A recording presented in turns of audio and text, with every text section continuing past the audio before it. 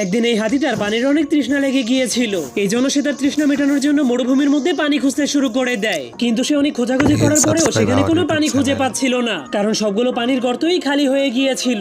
তখনই হঠাৎ করে সে অনেক বড় একটা ডাইনোসরকে দেখতে পায়, যা দেখার পর সে অনেক লোভে পড়ে সেই ডাইনোসরের মাংস খাওয়ার জন্য সেই দিকে দৌড়াতে শুরু করে দেয়। কিন্তু সেখানে যাওয়ার পর সে আর কোনো ডাইনোসরকে খুঁজে পায় না, সে শুধুমাত্র অনেক সুন্দর একটা ফল গাছকে দেখতে পায়, যা দেখার পর সে অনেক লোভে পড়ে যখন সেই ফলগুলোকে খাওয়ার জন্য গাছ থেকে পারার চেষ্টা করে, তখনই সে অনেক গভীর একটা গর্তের মধ্যে পড়ে যায়। এই জন্য হাতিটা অনেক ভয় পেয়ে সেই গর্ত থেকে বের হওয়ার জন্য অনেক চেষ্টা করতে থাকে, কিন্তু তবুও কোনো উপায় না পেয়ে সে তার 4 হাত পা ব্যবহার করে উপরে ওঠার চেষ্টা করে, কিন্তু এবারও সে ব্যর্থ হয়ে যায়। এর কিছুক্ষণ পর সেখানে একটা গন্ডার এসে সেই গাছের মাধ্যমে তার শরীর চুলকাতে শুরু করে দেয়, কিন্তু এরপর সে হাতির কান্নার আওয়াজ শুনতে পেয়ে সেই গর্তের সামনে চলে গেলে হাতিটা তার কাছ থেকে সাহায্য চাইতে শুরু করে দেয়। কিন্তু সেই গন্ডারটা এতটাই খারাপ ছিল যে সে হাতিটাকে কোনো সাহায্য না করে সেখান থেকে চলে যায়। এর কিছুক্ষণ পর সেখানে অনেকগুলো পাখি খাবার খাওয়ার জন্য চলে আসলে তাদের মধ্যে একটা পাখি সেই হাতিটাকে দেখে ফেলে।